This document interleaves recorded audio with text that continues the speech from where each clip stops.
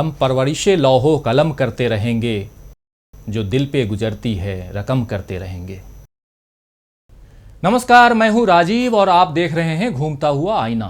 आज से 50 साल पहले 1967 में जब अमेरिका ने वियतनाम युद्ध छेड़ा था और तबाही की नई दास्तां लिख रहा था, तब महान मुक्केबाज मोहम्मद अली ने अमेरिका के इस युद्ध की मुखालफत करने की न केवल हिम्मत दिखाई थी, बल्कि युद्ध में शामिल होने से साफ साफ इनकार कर दिया था। तमाम आलोचनाओं और खतरों के बावजूद अली ने कहा था, मेरा जमीर मुझसे अपने भाइयों या किसी अश्वेत व्यक्ति या किसी गरीब भूखे पर एक ताकतवर अमेरिका के लिए गोली चलाने की इजाजत नहीं देता। वियतनाम युद्ध के खिलाफ खुलकर अपनी राय जाहिर करने पर मोहम्मद अली को जेल जाने की नौबत तक आ गई थी, लेकिन अन्याय और हिंसा के विरुद्ध अपनी प्रतिक्रिया जाहिर करने से वे डरे नहीं, पीछे नहीं हटे। आज आधी सदी गुजर गई है, वक्त बदल गया है, सरकारें बदल गई हैं और देश भी बदल गया है। तब मोहम्मद अली को जिस तरह का विरोध झेलना पड़ा, उसकी तीव्रता तो महसूस नहीं की जा सकती, लेकिन रामजस प्रकरण, उस पर गुरमेहर कौर की प्रतिक्रिया और देश प्रेम बनाम देशद्रोह का जिन्न जिस तरह से बाहर आया है, उससे समझा जा सकता है कि युद्ध और फसाद की बातें करना कितना आसान है और अमन के साथ अमन के लिए खड़ा होना कितना चुनौतीपूर्ण है।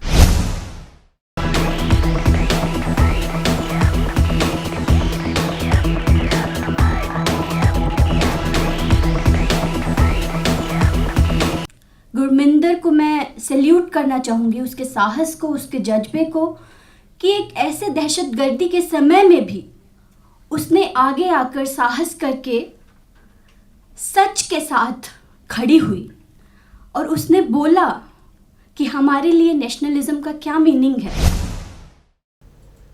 और अब राष्ट्रपति प्रणब मुखर्जी द्वारा केरल में दिए गए इस भाषण के अंश पर नजर डालते हैं। उन्होंने गुरुवार को के राजामौनी मेमोरियल लेक्चर के दौरान कहा कि भारत असहिष्णुता को बर्दाश्त नहीं कर सकता। अपनी बात को आगे बढ़ाते हुए उन्होंने कहा कि असहिष्णु भारत के लिए भारत में कोई जगह नहीं होनी चाहिए। प्राचीन काल से ही भारत विचार, भाषण और अभिव्यक्ति की स्वतंत्रता का केंद्र रहा है। हमारे समाज की पहचान अलग अलग विचारों और बहसों को एक साथ लेकर चलने के लिए रही है। अभिव्यक्ति की स्वतंत्रता हमारे संविधान द्वारा दिए गए मौलिक अधिकारों में से एक है।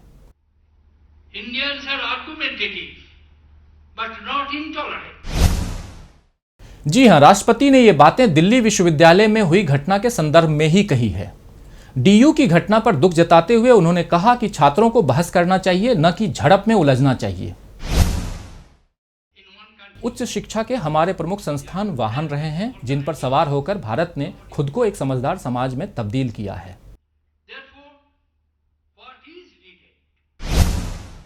तो एक साल पहले जेएनयू में देशद्रोह और देश प्रेम का जो अनावश्यक विवाद खड़ा हुआ था, वह एक साल बाद डीयू में दोहराया जा रहा है। आखिर क्यों हमारे शैक्षणिक संस्थान ऐसे तंग नजरिए की राजनीति का अड्डा बनते जा रहे हैं? छात्र राजनीति का इस्तेमाल क्या राजनीतिक दल अपने संकीर्ण स्वार्थ साधने के लिए कर रहे हैं? अभिव्यक्ति की स्वतंत्रता का सम्मान क्यों नहीं हो रहा है? और सबसे बड़ा सवाल यह है कि विरोध का जवाब तर्कों से देने की संस्कृति खत्म क्यों हो रही है? इन सब पर चर्चा के लिए हमारे साथ मौजूद हैं देशबंधु के रोविंग एडिटर भारत शर्मा। भारत जी, आपका स्वागत है। भारत जी, सबसे पहला सवाल आपसे ही है और ये कि आखिर देश प्रेम का जिन्न बार बार बाहर क्यों आ जाता है? राष्ट्र प्रेम केवल अगर हम हिंदुस्तान के परिप्रेक्ष्य में इसको देखें तो मतलब हिंदुस्तान के परिप्रेक्ष्य में ना देखें, हम अंतर्राष्ट्रीय परिप्रेक्ष्य में देखें। अमेरिका में भी इस समय इसी प्रकार का राष्ट्रवाद चल रहा है, जिसमें एक भारतीय इंजीनियर को एक पूर्व सैनिक ने, मतलब वो पूर्व सैनिक है इसलिए ये माना जा सकता है कि वो देश प्रेम का सर्टिफिकेट लिए अपने साथ घूम रहा था। उसने एक भारतीय इंजीनियर को ये कहते हुए गोली मार दी कि आप मेरे देश से चले जाइए। हमको ये बात समझना होगा कि जब जब आर्थिक मंदी का दौर चलता है या जब जब पूंजीवाद के ऊपर संकट होता है, तो पूंजीवाद हमेशा फांसीवाद और कट्टरवाद की तरफ जाता है। ये हम द्वितीय विश्व युद्ध और प्रथम विश्व युद्ध के दौरान भी हमने देखा है। उस समय भी जिस तरीके से हिटलर को खड़ा किया गया था, मुसोलिन खड़े हुए थे, या उस समय तमाम सारे ऐसे लोग खड़े हुए थे जो कट्टरवाद, मतलब वो आप देखिए हिटलर ने भी राष्ट्रवाद के ही नारे के आधार पर राज की सत्ता के ऊपर कब्जा किया। राष्ट्रवाद के ही नाम पर उसने कत्लेआम कराया, वहाँ पे कम्युनिस्टों का कत्लेआम कराया, यहूदियों का कत्लेआम कराया, या उन तमाम सारे लोगों का कत्लेआम कराया जिसको वो अपना विरोधी समझता था। हम अगर आज के भारत को अगर देखें तो इसमें और उसमें कोई हमको बहुत ज़्यादा अंतर दिखाई नहीं देता है। आप ये देखिए कि यूपीए 2 का जो दौर चल रहा था, जी। जब तमाम सारा करप्शन और ये जो निकल के आ रहा था, वो एक तरीके का आर्थिक संकट था, जब बेरोजगारी बढ़ रही थी, महंगाई बढ़ रही थी और लोगों में उस आर्थिक नीतियों के खिलाफ नाराजगी खड़ी हो रही थी। उस समय अचानक अन्ना हजारे और रामदेव, ये 2 लोग करप्शन के एक इशू को लेकर खड़े हुए। आपको याद होगा उस दौरान अपन लोग खुद कई बार रामलीला मैदान में गए थे और जिस तरीके के वहाँ पर तिरंगे झंडे फहराए जाते थे या वंदे मातरम बोला जाता था और भारत माता की जय के जो नारे लगाए जाते थे, जिस तरीके का उग्र राष्ट्रवाद जो उस समय पैदा करने की कोशिश की गई थी, वो निश्चित तौर पर उस समय फांसीवाद इस जो करप्शन का मुद्दा था इसके सहारे अपना पैर जमाने की कोशिश कर रहा था और जो 2014 में उसको उसमें सफलता भी मिली।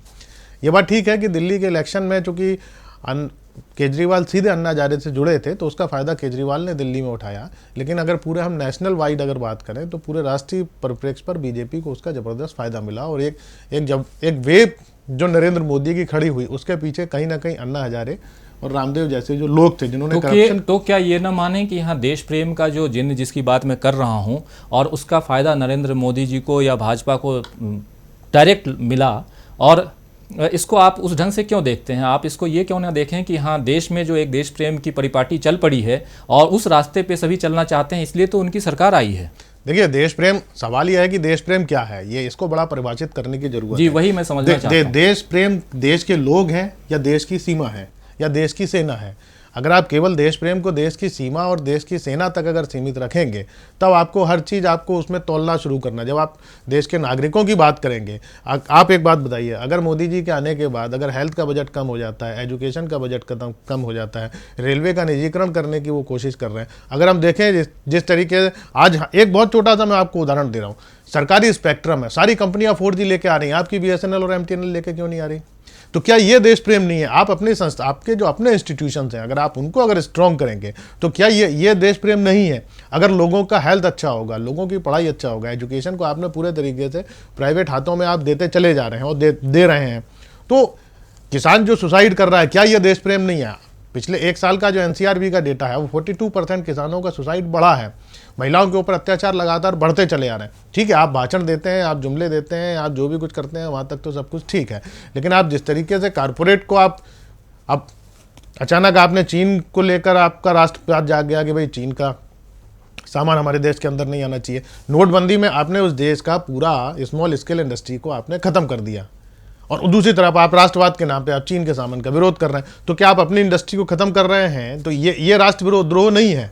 राष्ट्रद्रोह केवल हम चीन का सामान नहीं खरीदे हैं, क्या वो यही या हम खरीद रहे हैं, यही राष्ट्रद्रोह है क्या? तो इसलिए राष्ट्रवाद और राष्ट्रद्रोह को परिभाषित करने की बड़ी जरूरत है इस समय। इनका जो है वो सिर्फ यही है। जी भारत जी, मैं वहीं आना चाहूँगा और अभी आपको ले चलता हूँ सीधे दिल्ली विश्वविद्यालय। देखते हैं पहले ये रिपोर्ट कि दिल्ली विश्वविद्यालय में पिछले दिनों हुआ क्या और किस लिए हम लोग यहाँ इस पर चर्चा कर रहे हैं। देखते हैं ये रिपोर्ट। दिल्ली विश्वविद्यालय के रामजस कॉलेज में विरोध की संस्कृति विषय पर आयोजित सेमिनार में JNU के छात्र उमर खालिद और शेहला रशीद को आमंत्रित किया गया था।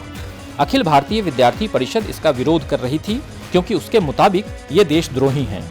विरोध इस कदर बढ़ा कि ABVP और आइसा के समर्थकों के बीच झड़प हो गई। वहीं मौके पर मौजूद दिल्ली पुलिस स्थिति को संभाल नहीं पाई। दोनों ही छात्र संगठन एक दूसरे पर हिंसा और अभद्र व्यवहार करने का आरोप लगा रहे हैं। अपने अपने पक्ष को मजबूत करने के लिए सोमवार को ABVP ने मोर्चा निकाला और मंगलवार को आइसा, SFI समेत कई अन्य छात्र संगठनों की अगुवाई में मोर्चा निकाला गया। ABVP के रवैया का विरोध करते हुए लेडी श्रीराम कॉलेज की छात्रा और शहीद कैप्टन मनदीप सिंह की बेटी गुरमेहर कौर ने फेसबुक पर तख्ती पकड़े हुए कुछ पोस्ट किए, जिस पर लिखा है कि मैं दिल्ली यूनिवर्सिटी की छात्रा हूँ। मैं तंग सोच की सियासी विचारधारा को अपने कैंपस और अधिकारों का अपहरण नहीं करने दूंगी। देश का हर छात्र मेरे साथ है। विरोध का उनका यह अंदाज जल्द ही चर्चित हो गया और अब बहुत से छात्र छात्राएं उनके साथ खड़े हैं। गुरमेहर ने कुछ और भी पोस्ट डाले थे जिनमें उनके हाथ में ABVP के विरोध के बैनर थे। एक तख्ती पर लिखा था कि मेरे पिता को पाकिस्तान ने नहीं युद्ध ने मारा है। गुरमेहर के ऐसे विरोध के बाद देश प्रेम की राजनीति ने नया मोड़ ले लिया। गृह राज्य मंत्री किरेन रिजिजू ने ट्वीट किया कि इस नौजवान लड़की के दिमाग में गंदगी कौन भर रहा है। तो वीरेंद्र सहवाग का ट्वीट था, मैंने तो 2 बार तिहरे शतक नहीं बनाए, मेरे बल्ले ने बनाए हैं। मैसूर से भाजपा के सांसद प्रताप सिन्हा ने तो गुरमेहर की तुलना दाऊद इब्राहिम से कर दी। इस विवाद में बबीता फोगाट, योगेश्वर दत्त जैसे खिलाड़ी गुरमेहर के खिलाफ कूद गए तो जावेद अख्तर, गौतम गंभीर आदि ने उनके पक्ष में बातें कहीं, जबकि सदी के महानायक अमिताभ बच्चन ने इस पर किसी भी तरह की प्रतिक्रिया देने से इनकार किया है। जब उनसे गुरमेहर कौर को लेकर उनकी राय के बारे में पूछा गया तो श्री बच्चन ने कहा कि मैं इस बारे में जो भी सोचता हूं वह मेरी निजी राय है, अगर मैं आपको बता दूंगा तो सार्वजनिक हो जाएगी। हालांकि अब गुरमेहर ने साफ साफ कह दिया है कि वे किसी राजनीति में नहीं पढ़ना चाहती हैं। वह अब अपनी पढ़ाई पर पूरा ध्यान देना चाहती हैं और उनका विरोध एबीवीपी के तरीके से था। इधर जालंधर में गुरमेहर के दादा कंवलजीत सिंह का कहना है कि गुरमेहर जल्द ही कॉलेज वापस जाएगी। उसने केवल मुद्दे पर अपने विचार रखे थे, इसका किसी भी पार्टी द्वारा राजनीतिकरण नहीं किया जाना चाहिए। और इधर रामजस कॉलेज का विवाद उमर खालिद के वक्ता बनाए जाने पर ही शुरू हुआ था और पिछले दिनों हमने उमर खालिद से बात की। देखिए, आइए सुनते हैं कि उमर खालिद ने इस मसले पर क्या कहा। लेकिन मज़े की बात यह है, उस सेमिनार का नाम था प्रतिरोध की संस्कृति, विरोध की संस्कृति, और उन्होंने सोचा कि वहाँ गुंडागर्दी करके, मारपीट करके वहाँ के छात्रों को, वहाँ के अध्यापकों को, जर्नलिस्ट को मार के वो इस विरोध की संस्कृति के नामक सेमिनार को बंद कर देंगे। लेकिन सेमिनार तो शायद उन्होंने बंद कर दिया, लेकिन आज वो विरोध की संस्कृति दिल्ली विश्वविद्यालय के हर एक कॉलेज में फैल गई है और सिर्फ दिल्ली विश्वविद्यालय तक सीमित नहीं, देश के तमाम कॉलेजेस में, यूनिवर्सिटीज़ में लोग एबीवीपी गुंडागर्दी के खिलाफ हैं। और अगर अभी भी एबीवीपी के पास थोड़ी भी अकल बाकी है तो वो ये मैसेज मान ले तो अच्छा होगा कि वो हमको जितना दबाने की कोशिश करेगा हम उतना और उभर कर आएंगे। तो भारत जी, इस पूरे विवाद और उसमें एक छात्रा के विरोध के बाद इस तरह की प्रतिक्रियाओं पर आप क्या कहना चाहते हैं?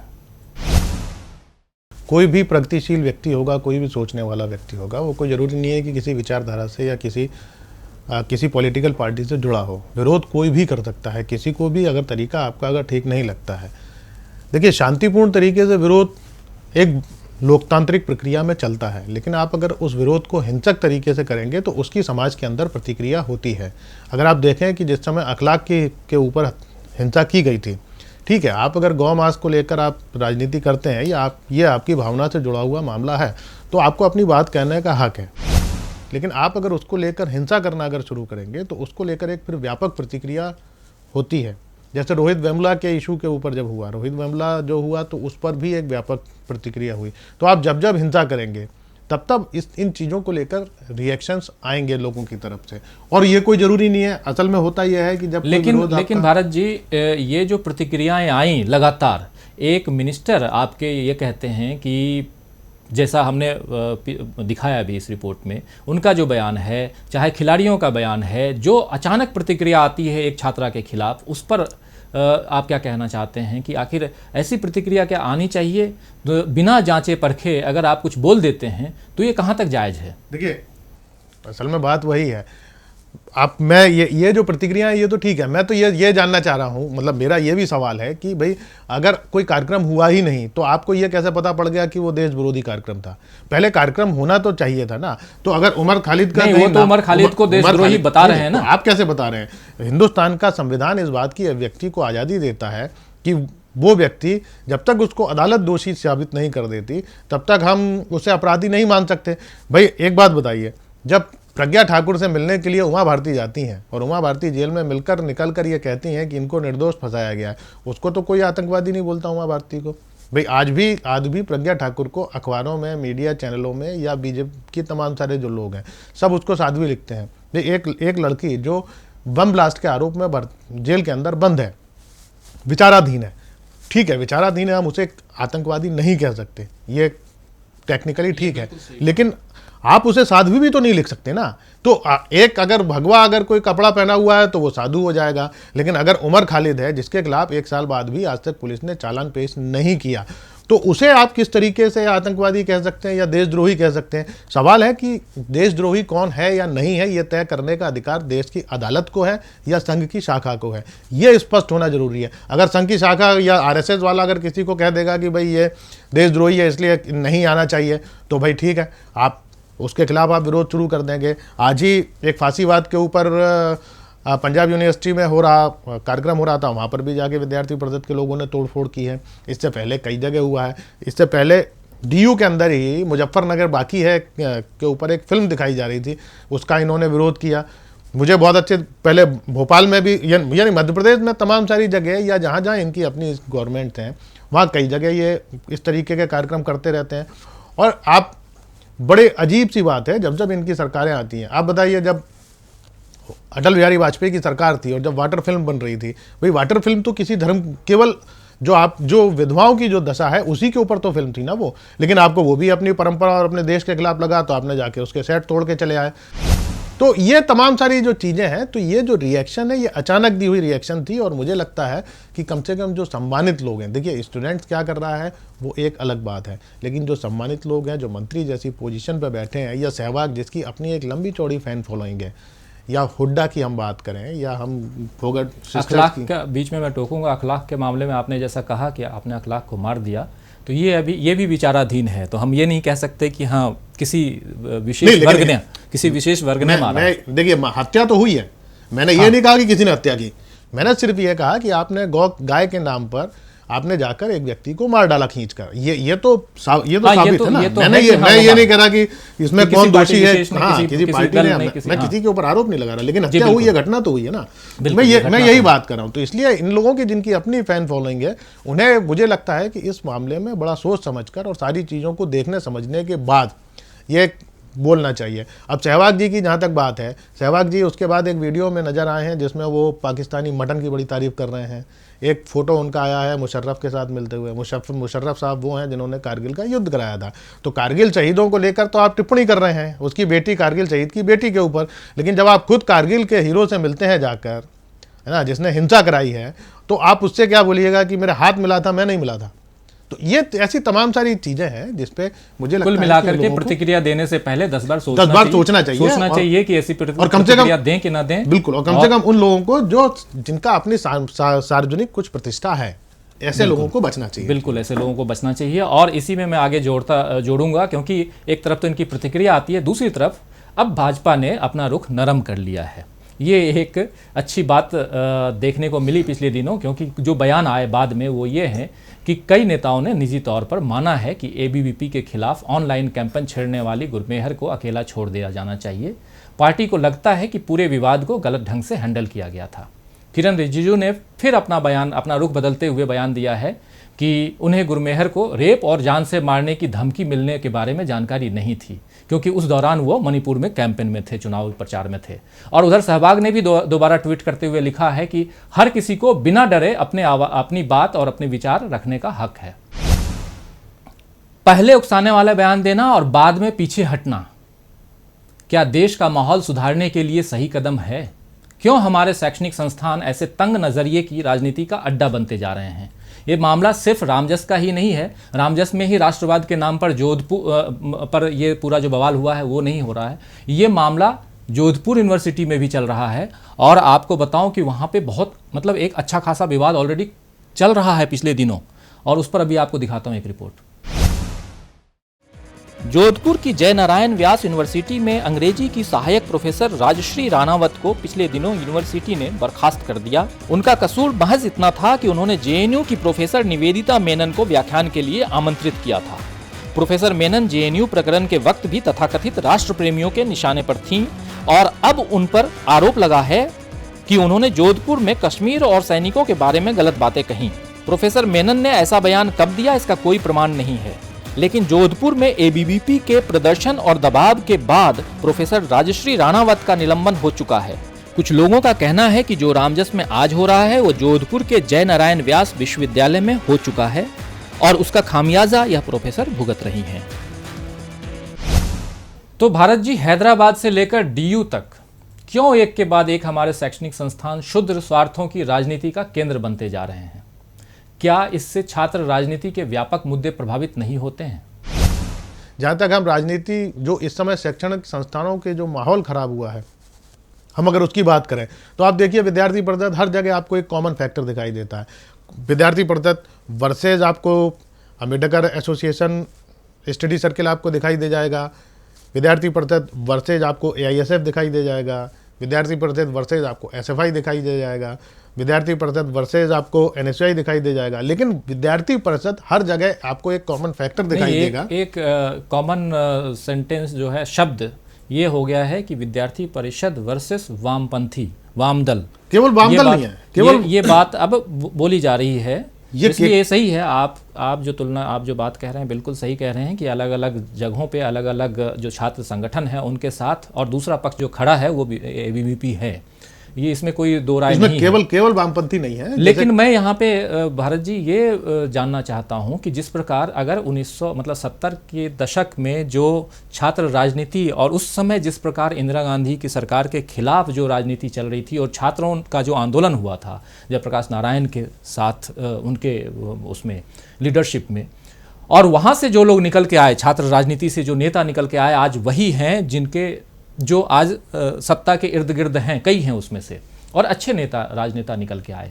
आज जिस प्रकार की राजनीति हो रही है, और ये सच है कि राजनीति की पाठशाला जो है वो भी छात्र राजनीति मतलब छात्र ही हैं, यहीं से छात्र राजनीति भी यहीं अपने संस्थानों में ही सीखते हैं, और खासकर उच्च शिक्षा संस्थानों में, जिसकी चिंता कल राष्ट्रपति ने भी जाहिर की है। तो ये ओवरऑल जो परिस्थितियाँ जो बनी हैं, और जो जहाँ पर कि मैं ये कह रहा हूँ कि बार बार के जो एक बड़े मुद्दे जो हैं, जो व्यापक मुद्दे जो हैं, जिसके बारे में बात होनी चाहिए, देश को आगे बढ़ाने की चर्चा होनी चाहिए, वो नहीं हो रही है। तो उसकी चिंता आखिर कौन करे? तो वही मैं भी देखिए, बात वही है कि ये व्यापक जो मुद्दे हैं, इसकी बात आप पूरा इलेक्शन कैंपेन अगर आप उठा के देख लें, है ना, मैं केवल वहाँ की बात नहीं करता, केवल छात्रों की, ये बात आप सच कह रहे हो। देखिए, इमरजेंसी के दौरान जो आंदोलन हुआ उसमें आपको बहुत बड़े बड़े नेता मिले। आप डीपी त्रिपाठी की बात कर सकते हैं, ठीक है, आप सीताराम येचुरी की बात कर सकते हैं, आप प्रकाश करात की बात कर सकते हैं, आप मुलायम सिंह की बात कर सकते हैं, आप लालू प्रसाद यादव की बात कर सकते हैं, आप बीजेपी में भी आप जेटली जी की बात कर सकते हैं, रविशंकर प्रसाद की बात कर सकते हैं। ये वो लोग हैं जिनकी अपनी एक समझ है।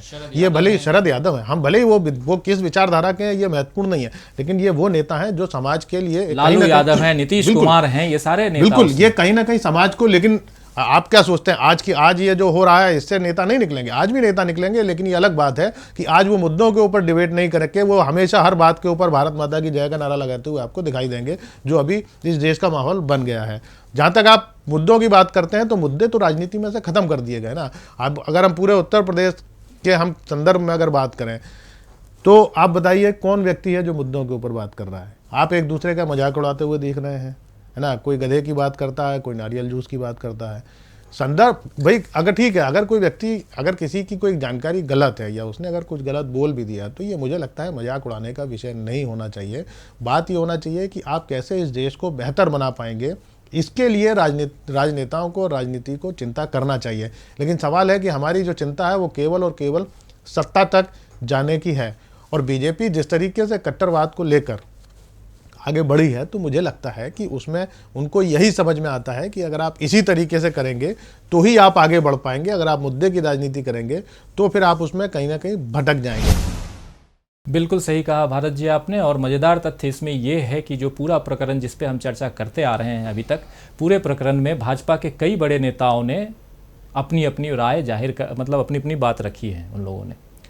लेकिन हर महीने मन की बात करने वाले प्रधानमंत्री नरेंद्र मोदी के मन में अभी उत्तर प्रदेश चुनावों के अलावा और क्या चल रहा है यह पता नहीं। उन्होंने कभी असहिष्णुता को लेकर के कोई बात नहीं की, और अगर कोई बात की भी तो तंज के रूप में ही की है।